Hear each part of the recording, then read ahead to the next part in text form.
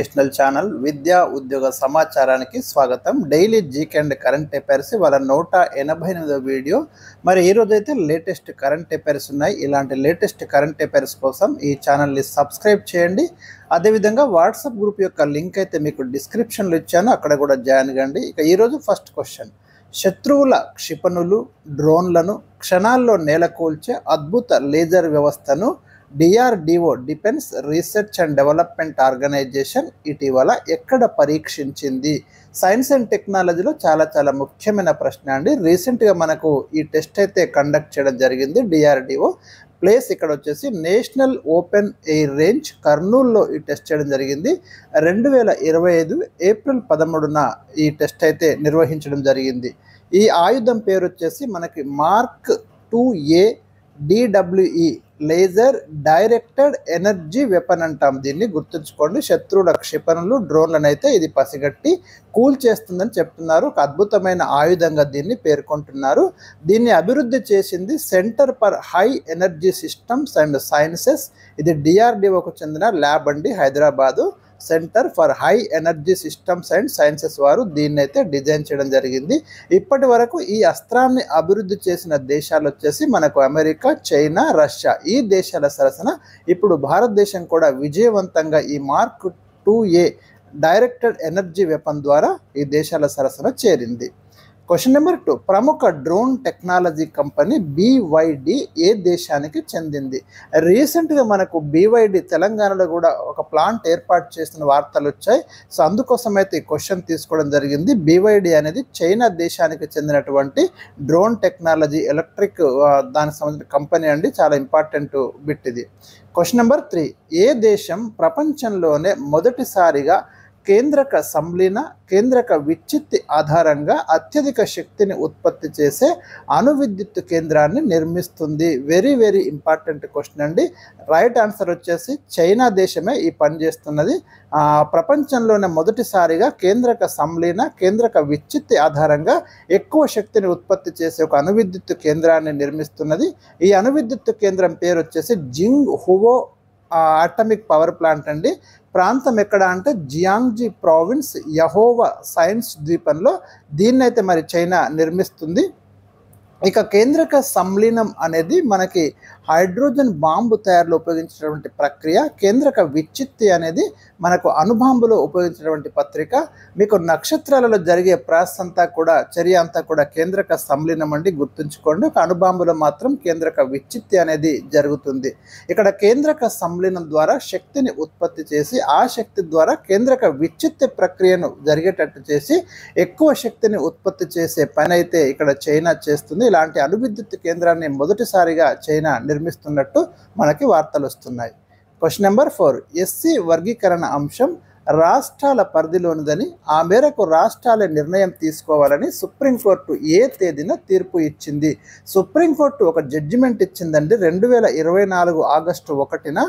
మరి ఎస్సీ వర్గీకరణ అంశం అనేది రాష్ట్రాల పరిధిలో ఉన్న అంశము. రాష్ట్రాల నిర్ణయం తీసుకోవాలని కీలకమైన జడ్జిమెంట్ ఇస్తే ఆ జడ్జిమెంట్ మేరకు దేశంలో మొట్టమొదటిసారిగా తెలంగాణ రాష్ట్ర ప్రభుత్వం షమీం అఖ్తర్ నేతృత్వంలో కమిషన్ని ఏర్పాటు చేసి ఎస్సీ వర్గీకరణ చేసి 2025 ఏప్రిల్ 14 నుంచి అమల్లోకి తేవడం అనేది జరిగింది. గుర్తుంచుకోండి. ఎస్సీలో 59 ఉపకులాలను 3 గ్రూపులుగా డివైడ్ చేస్తూ రిజర్వేషన్లు కల్పించడం అనేది జరిగింది.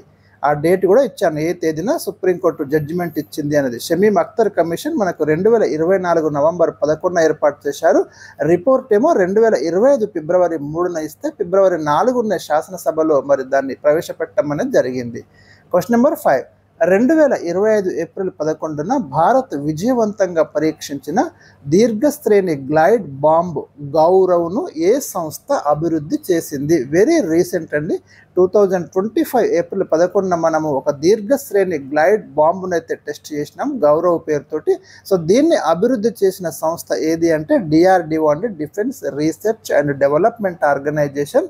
1958లో దీన్ని ఏర్పాటు చేయడం అనేది జరిగింది. ప్రజెంట్ సమీర్ కామత్ అయితే మనకి డిఆర్డిఓ చైర్మన్గా ఉన్నారు. ఇక ఈ గౌరవ్ గ్లైడ్ క్షిపణి అయితే ఉందో ఇది సుఖోయ్ 30 MKI యుద్ధ విమానం నుండి పరీక్షించారు. 100 కిలోమీటర్ల పరిధిని అయితే ఇది అధిగమించింది. ఇవన్నీ కూడా ఇంపార్టెంట్ పాయింట్సే. క్వశ్చన్ నెంబర్ 6, సినీ రంగ పురస్కారమైన ఆస్కార్ అవార్డులకు సంబంధించి ఇక నుండి కొత్తగా ప్రవేశపెట్టనున్న నూతన కేటగిరీ ఏది? ఇప్పటిదాకా వివిధ కేటగిరీలలో అనేక అవార్డులు అయితే ఇస్తున్నారు. మీకు ప్రపంచంలో సినీ రంగంలో అత్యున్నత పురస్కారం Oscar award.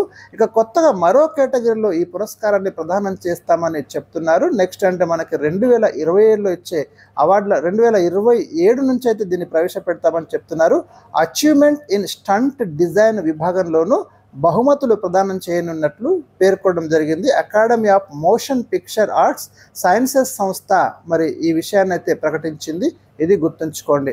Achievement in stunt design విభాగంలో కూడా ఇక నుంచి ఆస్కార్ అవార్డులు ప్రదానం చేస్తారు. Question number 7. గ్రీస్ నూతన అధ్యక్షుడిగా ఇటీవల ఎవరు ఎన్నికయ్యారు? యూరప్ ఖండానికి చెందిన గ్రీస్ నూతన అధ్యక్షుడిగా కాన్స్టాంటైన్ టస్సౌలాస్ రీసెంట్గా ఎలక్ట్ కావడం అనేది జరిగింది. Question number 8. దక్షిణ చైనా సముద్రంలో డీప్ సీ స్పేస్ స్టేషన్ నిర్మించాలని ఏ దేశం ఇటీవల నిర్ణయించింది? దీనికి కూడా ఆన్సర్ చైనానేనండి. ఇది సముద్ర ఉపరితలానికి 2000 మీటర్ల లోతులో ఉంటుంది ఈ డీప్ సీ స్పేస్ స్టేషన్ అనేది. దీని యొక్క పర్పస్ ఏంటంటే conduct research on methane hydrates, biodiversity and tectonic activities గురించి అయితే ఇది మరి రీసెర్చ్ చేయనుంది.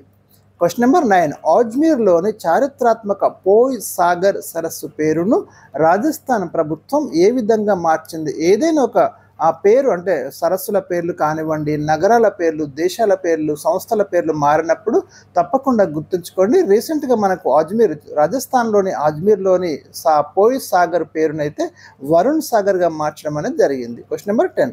2025 ఏప్రిల్లో భారతదేశం ఏ దేశానికి కల్పిస్తున్న ట్రాన్స్షిప్మెంట్ సౌకర్యాన్ని రద్దు చేసింది?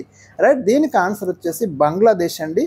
ఎందుకంటే బంగ్లాదేశ్ మన దేశం నుండి మన దేశంలోని పోర్ట్స్, సీ పోర్ట్స్ కానివ్వండి, ఎయిర్పోర్ట్లు, రోడ్డు రవాణా సౌకర్యాలు ఉపయోగించుకొని వారి యొక్క ఉత్పత్తులను భూటాన్, నేపాల్ దేశాలకు ఎగుమతి చేసుకుంటున్నారు. ఈ సౌకర్యాన్ని భారత్ బంగ్లాదేశ్కి ఉదారంగా కల్పించింది. కానీ ప్రస్తుతం ఈ సౌకర్యాన్ని భారతదేశము రద్దు చేయడం జరిగింది, ఈ ట్రాన్స్షిప్మెంట్ సౌకర్యాన్ని.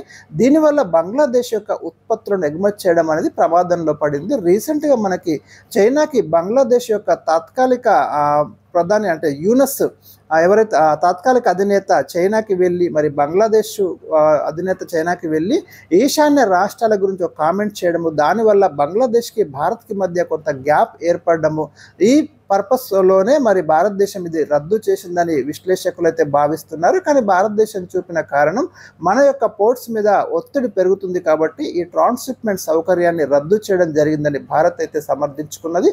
మొత్తం మీద బంగ్లాదేశ్కి అయితే ఇది కొంత ఇబ్బందికర పరిస్థితి ఏర్పడింది ఈ ట్రాన్స్షిప్మెంట్ సౌకర్యం రద్దు చేయడంతో. సో ఇవి ఈరోజు ఇచ్చిన లేటెస్ట్ కరెంట్ అఫైర్స్. మరిన్నైతే మళ్ళీ రేపు మీకు అందిస్తాను. వీడియోని లైక్ చేయడం మర్చిపోకండి. Thank you for watching.